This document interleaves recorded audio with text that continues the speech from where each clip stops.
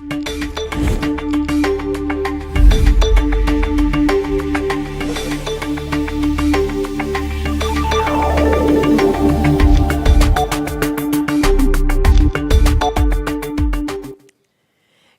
land of the brave and beyond, and a very warm welcome to today's information sharing session under the flagship of OMAS, which means Offices, Ministries and Agencies.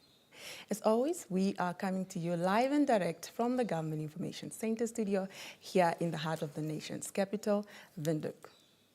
For this morning's edition, I will be your host. My name is Helene Philibus Hamunyela. And alongside my two studio guests, we will be keeping you company for the next 40 minutes or so.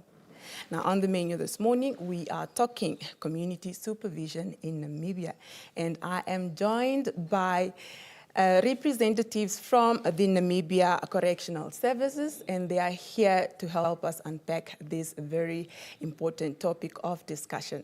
But as is the norm, before I can formally invite them here in the conversation, or welcome them to the conversation rather, I'd like to extend a warm invitation to you, Namibia, to be part of this discussion by following this conversation on our social media platforms where we are currently streaming this show live.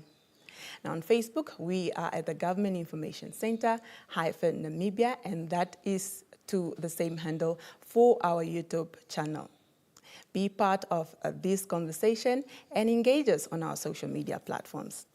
Now, ladies and gentlemen, as earlier mentioned, I am not alone in the studio. I am joined by representatives from the Namibia Correctional Services. And first up is Ms. Frida Sneever. She's the Deputy Commissioner at the Namibia Correctional Services. Good morning, Ms. Sneever, and welcome to the GIC. All right. And then last but not least, to balance the gender situation in the studio, I'm joined by Mr. Gregor Sechogele. He is a community supervision. Good morning, sir, and welcome to the Government Information Center. I mean, senior superintendent, right? Yes, that is I correct. almost baptized you there, but your correct title is Senior Superintendent. Good morning, sir, and welcome to the GIC. Good morning, and thank you for having me. Right, happy to have you in studio as well.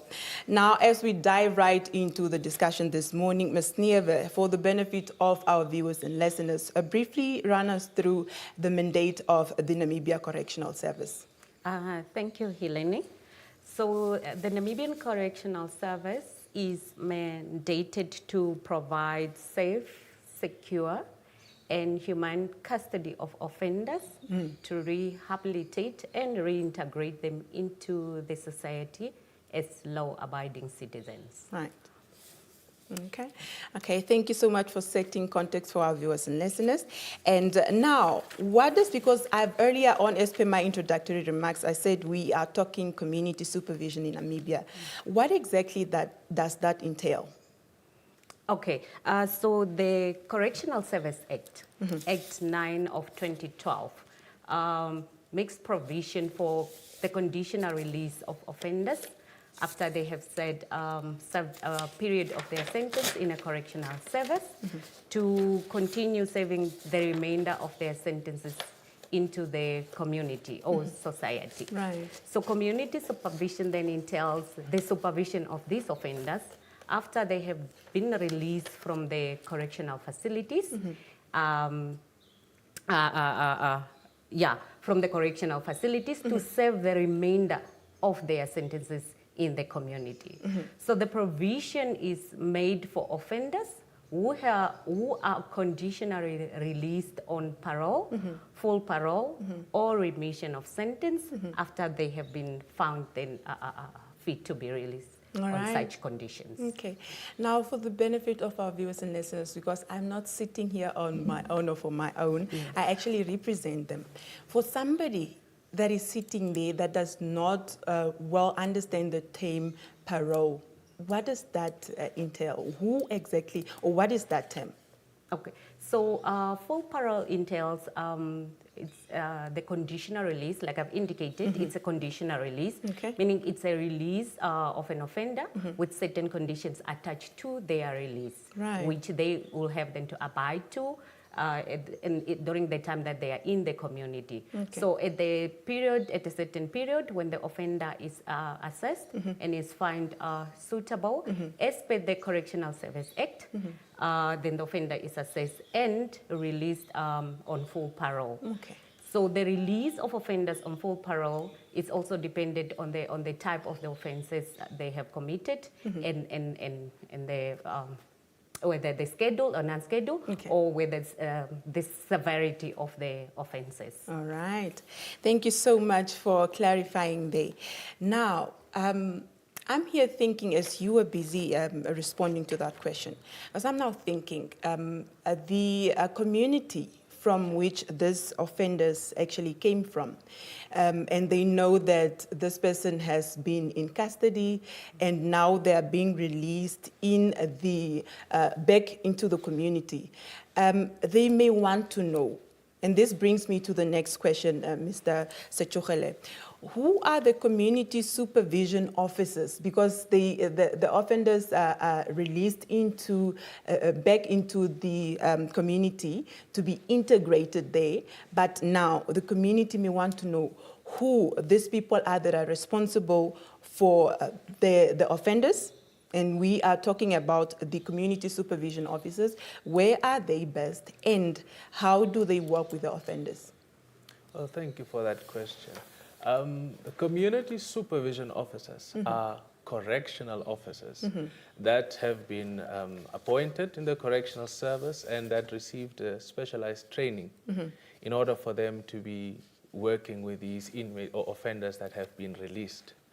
So these correctional officers are assigned specifically these duties of supervising these inmates, offenders.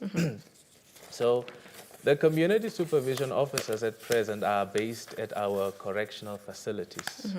We have 14 correctional facilities at present, and these officers at the facilities conduct these sessions when the offenders are being released, conduct these sessions to orient them on community supervision and what is expected of them.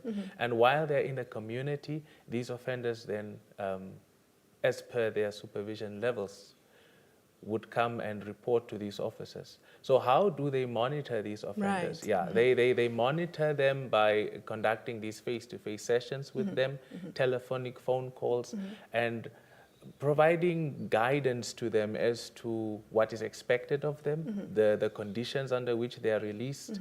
And they are also there to be a support for these offenders with whatever reintegration struggles they might be having or facing, helping them to receive guidance as to which officers they might go to with certain needs, because they are released back into the community, but at times the support in the community Lacks, yeah, right. it lacks, and it's difficult for them to know Right. perhaps where to go, what to do. Right. So these officers are there to be that sort of support for them as well.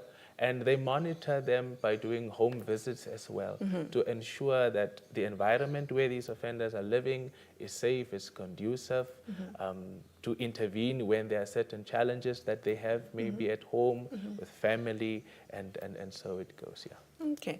That is a commendable job from the correctional services, because I'm here thinking somebody left because they have offended and now they served their term and they were excused from the correctional services, but then now they need to be reintegrated in the society, and the community is probably thinking, well, but how do we actually, come to terms with this person who has wronged us? And are they not coming to commit the same offense again and what? And I'm glad that there is then the supervision officers that actually offers that support to the offenders released back in the communities.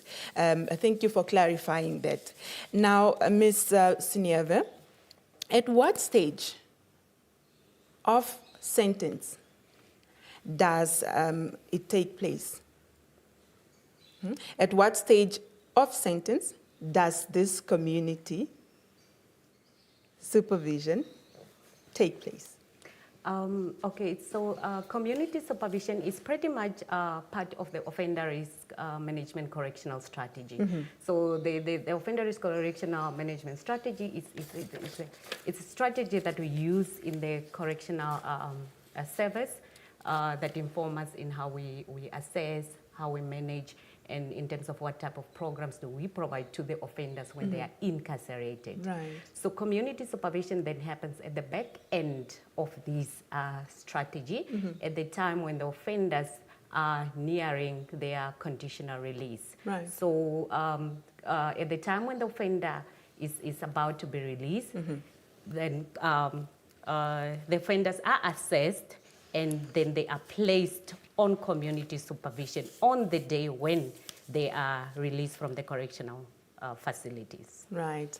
Okay, that's fair enough. But now, Mr. Sechokele, I'm sitting here wondering, why is community supervision necessary here in Namibia? I think as we have also alluded to in part of the questions, is that these offenders are released, but there's still so much difficulty transitioning into the community. Right. So this structured release helps to be able to address certain outstanding risks and needs that these offenders could still be presented with, that they might still have. So releasing them in this structured manner still provides sort of a support for them. Right. That they are not alone out there in they can still have some form of accountability as to how they behave in the community, knowing that there are consequences to their actions.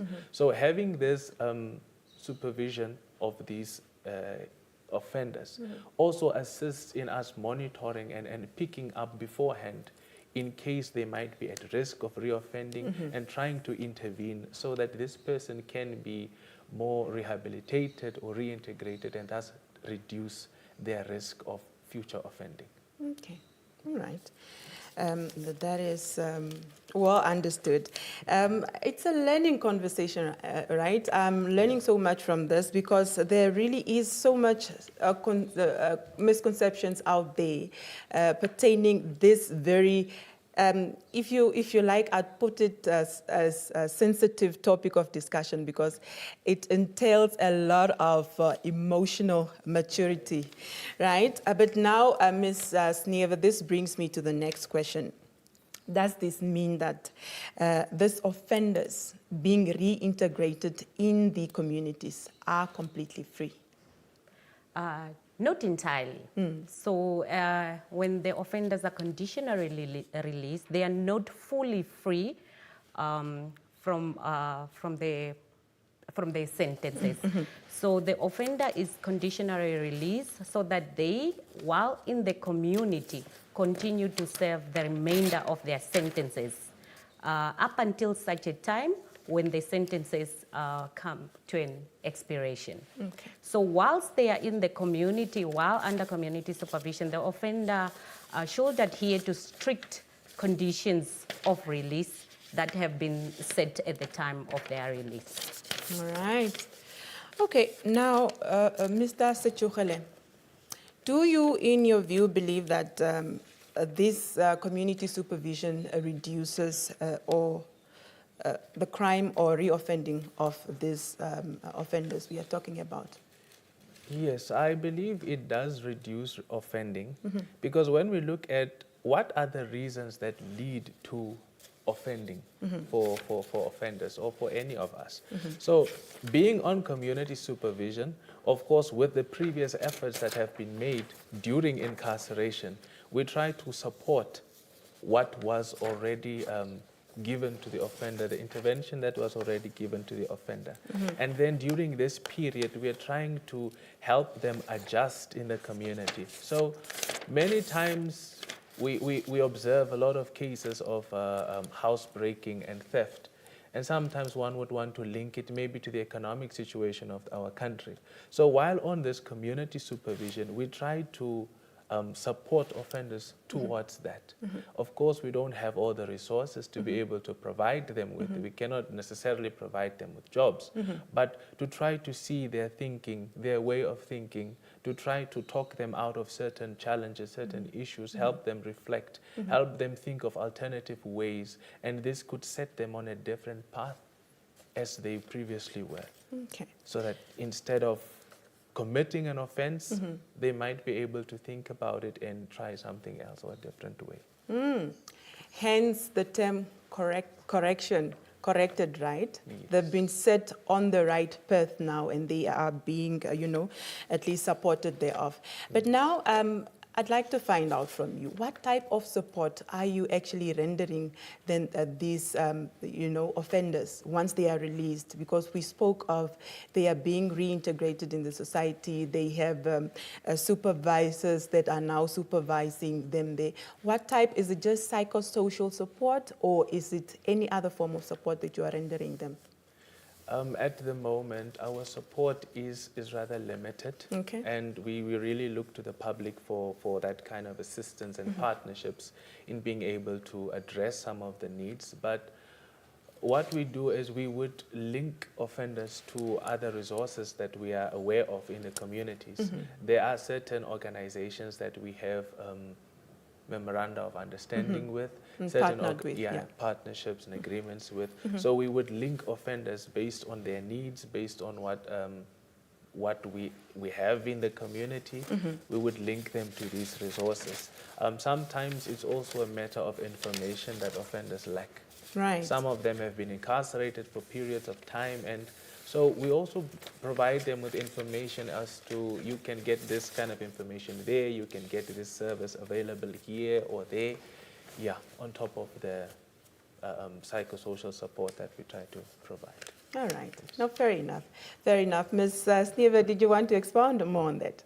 Or is it well said by Mr. Sechukhele here? Yeah, so it's well said, like what he has said, that in terms of support, we do offer support to the same offenders through the community supervision officers who are designated officers from the Namibian Correctional Services to ensure the offenders' reintegration into the community. So the services, like as alluded, also includes family and community support, I think, which is very important in this case. I think just as we have said that there are a lot of misconceptions about offenders when they are released from the correctional facilities. The issues of trust, the issues of stigma because of the lack of knowledge of this offender. Yeah. So family support and community support, it's pretty much very important to ensure that these offenders reintegrate well in the community. Okay. Now, I'm sitting here thinking, right, the correctional services are offering psychosocial support for the offenders being reintegrated in the communities. But I'm, as I'm sitting here, I'm now wondering, does the correctional services at some point maybe also, and this question is going out to the both of you, right? At some point, do you then maybe sit the families down that these people are going back to and sit them down so that they can also accept these people? Because it starts with them, right? Then it will have a beautiful ripple effect of, right, at least the family is accepting them back, right? Because imagine if now the family themselves are the ones having a problem and the community out there is trying. I think, so the question is, do you offer any sort of psychosocial support for the families too, the immediate families that are, reintegrating this person back? Yeah, thank you, Helene. So at the time when the offenders are released, so after they've gone through the process of assessment for placement on community supervision, so we also develop an action plan for them in terms of the goals that we like them to work towards Right. with their community supervision officers to assist them to fully reintegrate into the society. So like we've indicated that the Namibian Correctional Service then looks at addressing these outstanding needs Right. that they have not been taken care of while or during the time the offender were in the correctional facilities. So part of these goals are also then for family support or to reconnect with families. And so the community supervision officers then have sessions with the family or as the specific offender with their family members, and then also be referring the offenders to stakeholders or our partners such as the social workers also in the community, because remember these offenders are in the community. Right. So they need to become part of their community. Where they came Where from they before came they from became offenders. before they became offenders. So we refer then also to the social workers, or for other goals we refer to our stakeholders, or where we see fit that this intervention can be best provided by the specific organization or agency for them also to be able then to assist the offenders. All right. Mr. Sichogale, do you have something to add on to this? Yeah, I'd say that it's somehow on a needs basis that we would step in most of the time. Right. Because at the time of release, we try to ascertain the offender's release address. And so at that point, we would be able also to pick up that the family perhaps does not want to receive the offender There is back. resistance Yeah, there. there is resistance. And we would also try to conduct some sessions or talk to the family in order to help them understand Right. and to accept this offender back.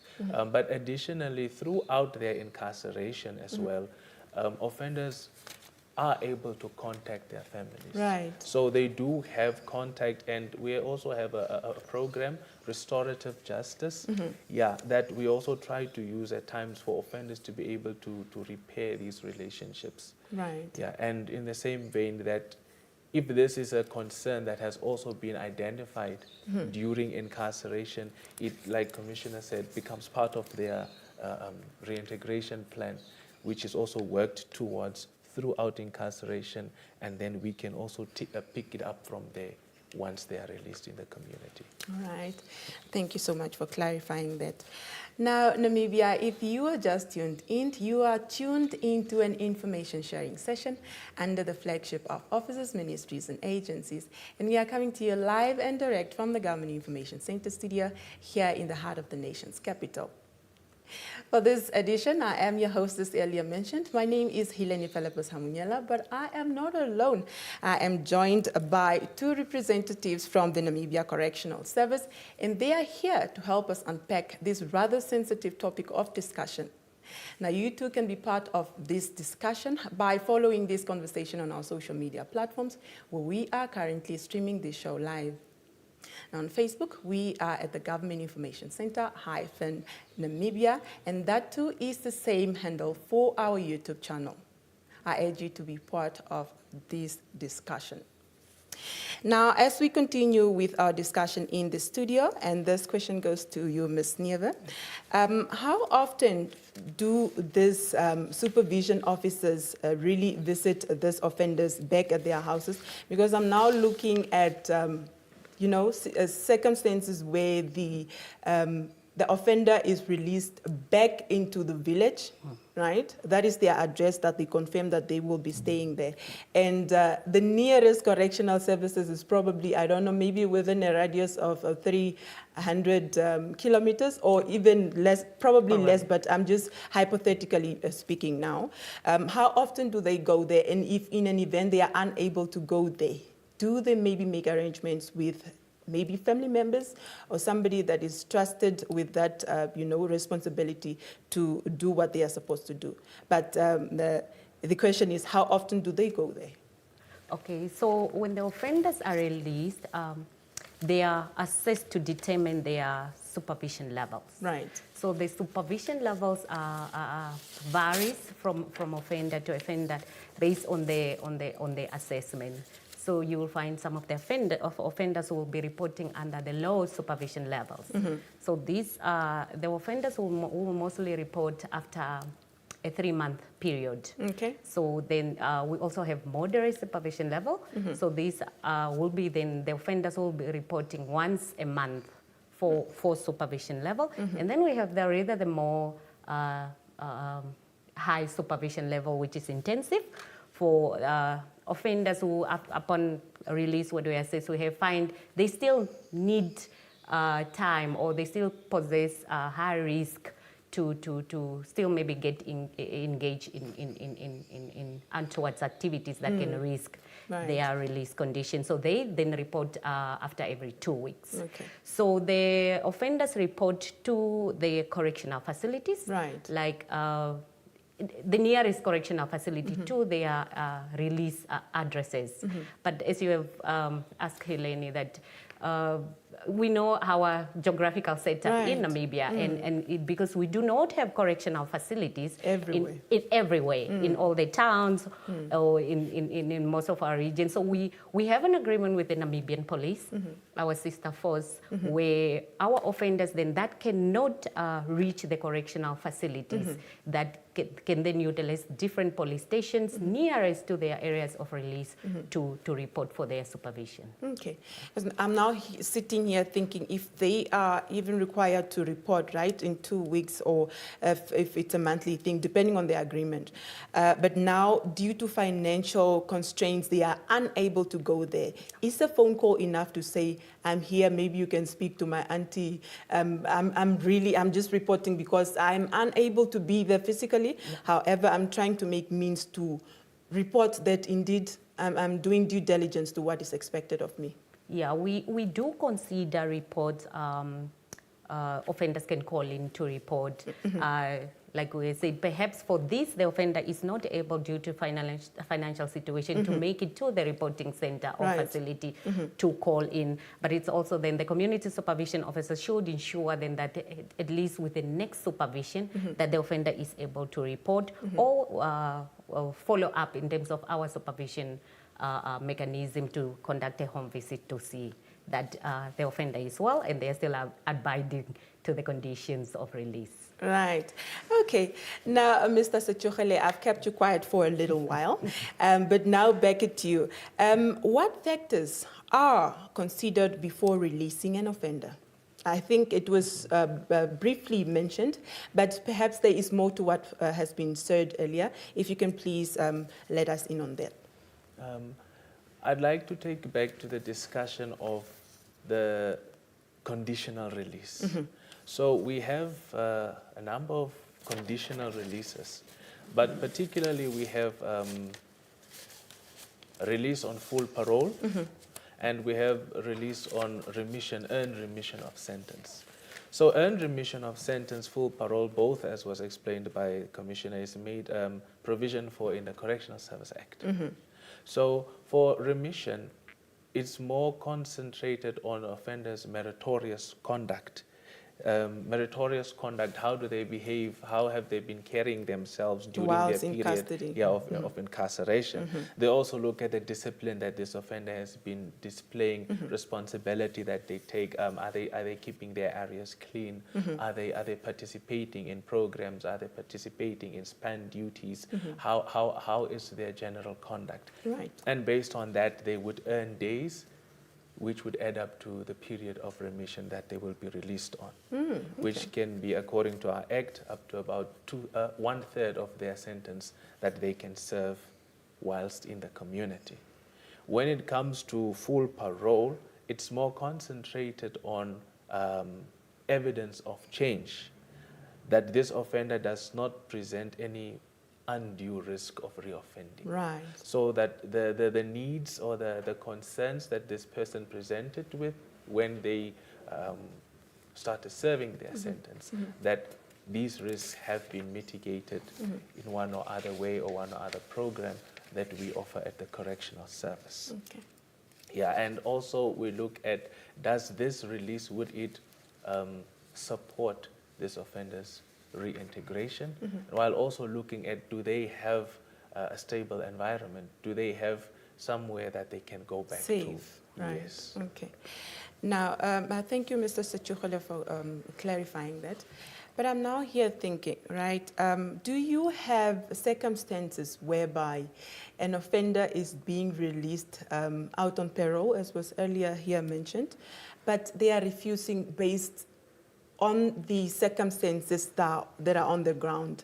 Do you have circumstances as such? I think it is more with parole. At times, maybe the offender was not able to have that stable environment to be released into, or a suitable parole tenant that this person could be released to. But they have the possibility also to be released on remission. Okay. Because earned remission, the offenders have earned these days. So we cannot keep them. Okay. Yeah. So in those circumstances, we try to mitigate them, and that's why we have the whole period of incarceration for us also to work towards that and ensure that we are able to release them as need be. Now, for the benefit of my viewers and listeners tuned in right now, remission, what are we talking about? Remission, it's the Act provides for, as I said, that after serving 2/3 of their sentence, they can be released. All right. On their own. Is it simpler, not simpler, is it a synonym to pardoning? No. Or not? To be pardoned means that your sentence, whatever Has period been waived remains, off. is completely waived off. Okay. Remission, or maybe Maybe pardoned with a condition. Yes. So remission and parole, these are conditional releases. Okay. You are still under the custody of the correctional service. You are still serving your sentence, but you are serving it in the community under conditions, and you are being supervised. That is where community supervision comes in to be able to perform those duties. Right. The same as with parole. I think the differences comes into the period of parole. For parole, certain offenders may qualify based on their offenses and the severity of their offenses. They can qualify to serve about half their sentence in the community. But this is now once they have shown there is that evidence that they have changed and that they do not they are now present responsible. undue risk. Okay. Yes. All right. Thank you so much.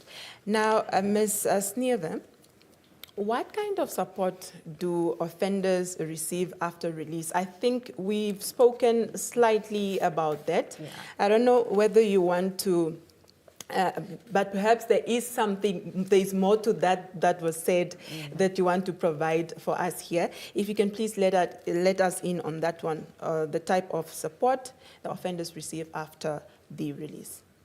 Okay, so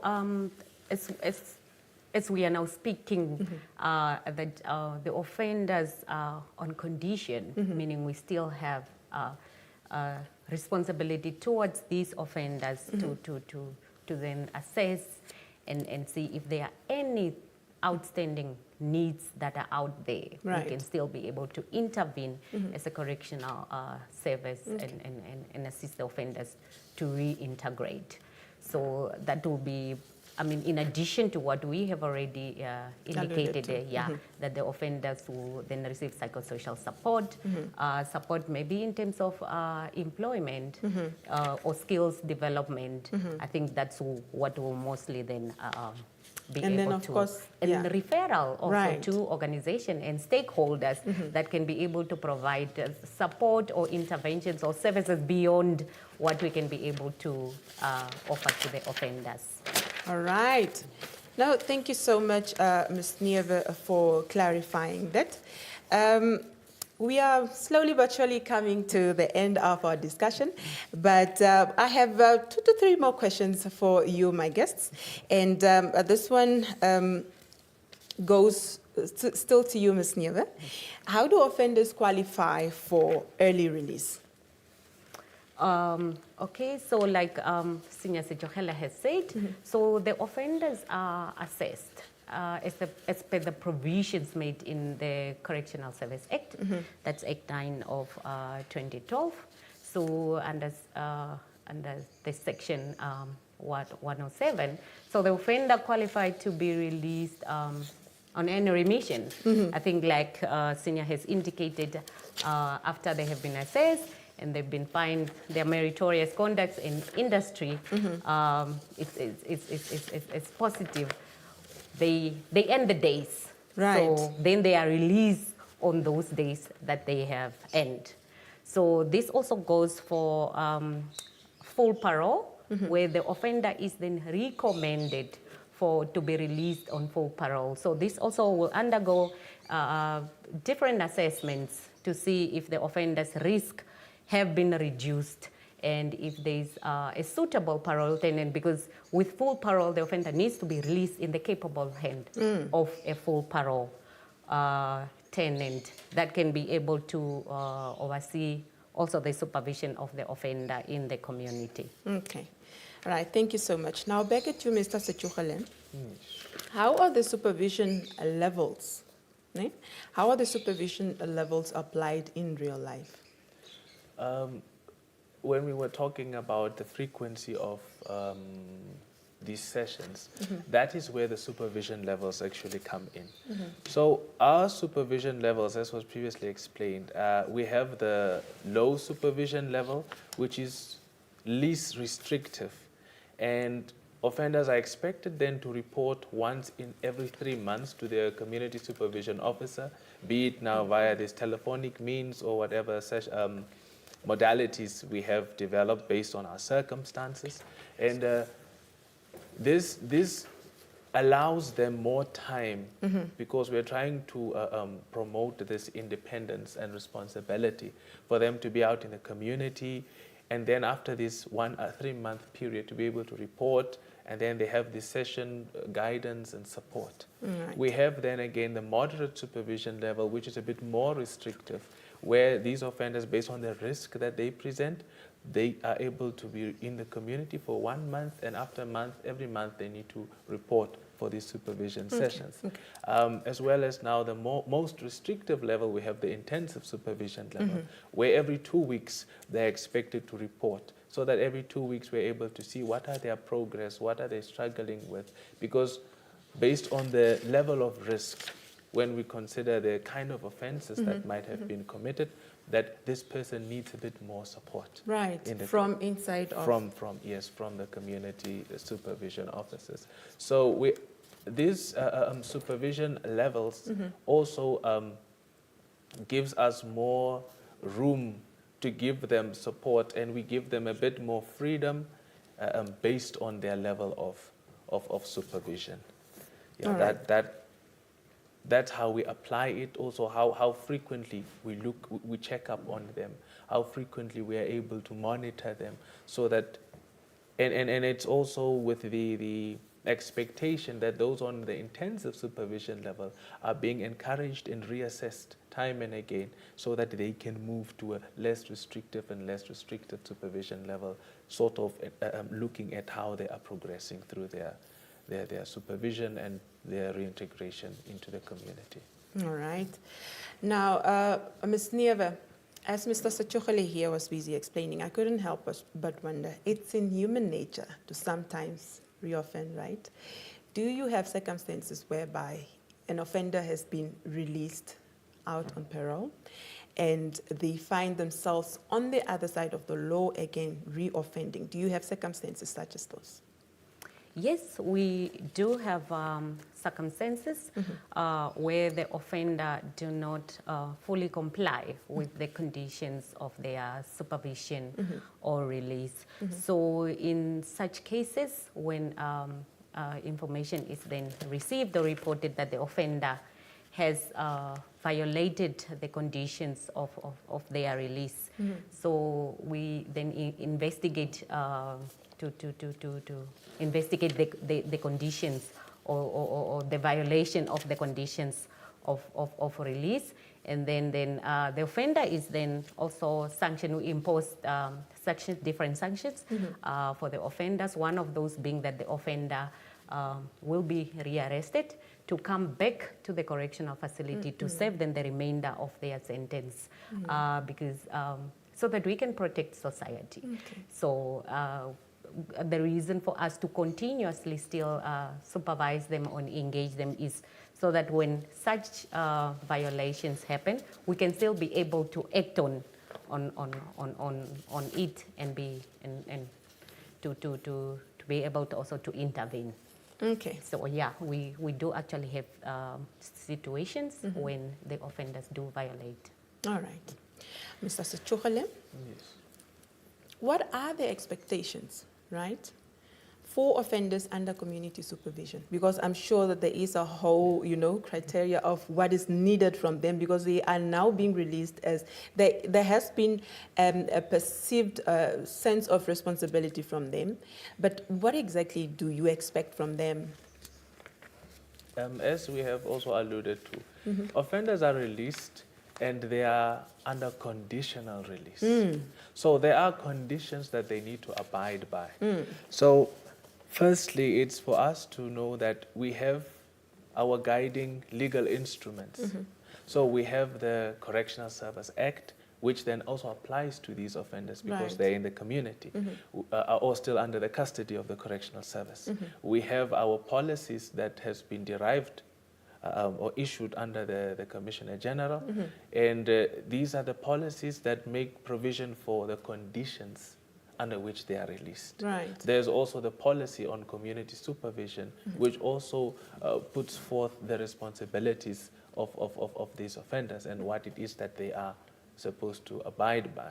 So generally, when it comes to the conditions of their release, they're expected also to report regularly, to regularly report to their community supervision officers their means of livelihood. How is it that they are making a living? What is it that they are doing? How is it? And by virtue of that, they are also then commanded then or expected to have these interactions with their supervision officers. They are also expected then not to commit or render themselves guilty of any form of misconduct. Okay. So be it that they commit a new offense, be it that they are involved in any immoral activities, illegal activities. So that is an expectation from them. They're also expected not to abuse drugs and alcohols while in the Right. community, not to associate with criminal-minded persons or gang affiliates or visit undesirable places, places like our bars, our shebeens, and these kinds of areas. So we expect them to refrain from that. There are also restrictions based on their traveling, that for them to move from Windhoek to, let's say, Okanya, Windhoek to Rehoboth, or Maybe that- Swakop. maybe Swakop, but they are not permitted to do that unless if they have obtained explicit prior approval. So we are not telling them that they may not go anywhere, But they also should they inform. need, yes, because they are still under our custody. Okay. And yeah, to abide by all the policies and directives that are issued by the Commissioner General. So their conduct, their discipline. And we also expect them to be respectful and to cooperate with their parole tenants or whoever is there that is supervising them. All right. All right, Ms. Asnieve, you have the last question. I want to find out from you. Enough has been said about the, protection of these offenders that are being reintegrated in the society or in the communities. And enough has really been done. I think the correctional service is really doing the most for them. But now I want to find out from you, how does community supervision then protect the public or the communities within which these offenders will be reintegrated? So with the ongoing continuous support and monitoring towards the offenders in terms of now the home visits, the scheduled supervision sessions or reporting that we have, the telephone contacts to the offenders. So we are then able to, or the Namibian Correctional Service through the community supervision officers, have an oversight of these offenders so that we are able then to keep track of them in terms of their progress and in terms of their adjustment into the community. So this also help us to, with early detection of any violations or any risk that can pose as a risk to the society, so that we can be able then to intervene. So it assists us to detect early risky behaviors, Right. or any untoward activities, or in terms of the conditions of release, as Senior has just narrated, if they are maybe their behavior are pointing towards any violations of those release, so that we can be able to detect them. But this also, the monitoring and the offering of support to offender also help us to enforce. Not only do we release them under certain strict conditions, but it also helps us to enforce those conditions that they need to abide by them.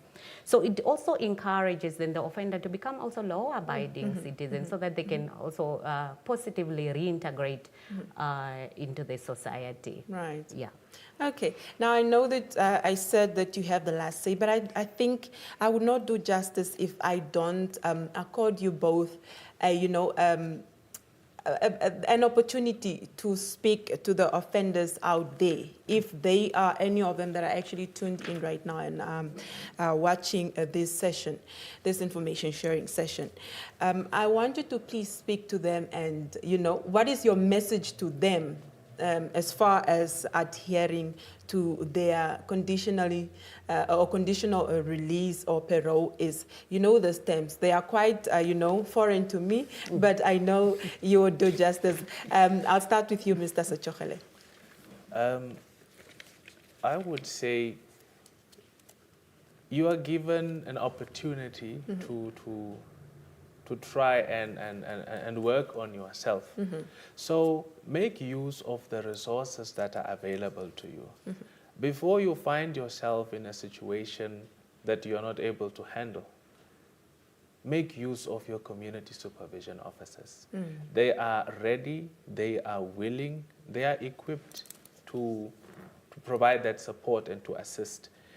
We have the supervision levels, and we are expected to report only based on this and based on this supervision level. But at any time, at any point, you are welcome to contact the community supervision officers, whatever challenges you are having, challenges you are facing, to discuss it with them, and they will assist. Right. Thank you so much. Over to you, Ms. Nieva. You have the real last say now. Oh, thank you, Helene. So I'll just would like to say that the Namibian Correctional Service is of a firm belief that the successful reintegration of offenders doesn't only entirely rely on the correctional service, but on the full support and encouragement and involvement of everyone, stakeholder, community, society, individuals and organizations that can be able to come on board and assist in providing services, whether it be skills development, employment, accommodation. Like we might have offenders who they've left home 10 years back, and to go back to a home environment that they did not live before. So to come in partnership with us and be able to assist us in our efforts really to successfully reintegrate. These are our people. They are coming back to the same environments where they had been before. We've also have offenders really who have been doing very well in terms of speaking to offenders, that after they are released, they've been able to manage to secure employment. They work for different organizations, ministries. Some of them have successful business that they are running. So in terms of encouragement, I think these should be role models of the other offenders out there. Yeah. So with the support that they're getting from the community supervision officer, utilize it, and also just to model from the other offenders who have been able to really been successfully reintegrated and have become productive members of our societies and communities that are offering services to us. We are also going to utilize their services. Right. Yeah. Thank you so much. Thank you so much, Ms. Nieva. Thank you so much, Mr. Sechokhele. Thank you so much for coming here this morning to speak to us about the community supervision in Namibia. I think to most, if not, to most, I'm just not speaking on behalf of myself, but to most people, it may be a foreign, kind of topic, but it's a topic that is necessary because in one way or the other, we encounter offenders. They are in our families, they are in our communities. And as it was said, it takes a village to raise, right?